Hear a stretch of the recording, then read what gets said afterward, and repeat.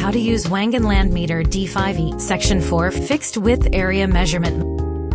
Fixed Width Area Measurement mode is suitable for strip terrains with equal width.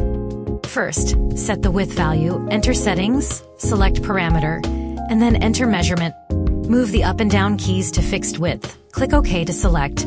Use the up and down keys to adjust the width value. Click OK to save after setting and return to the main page. Enter the area measurement mode selection interface.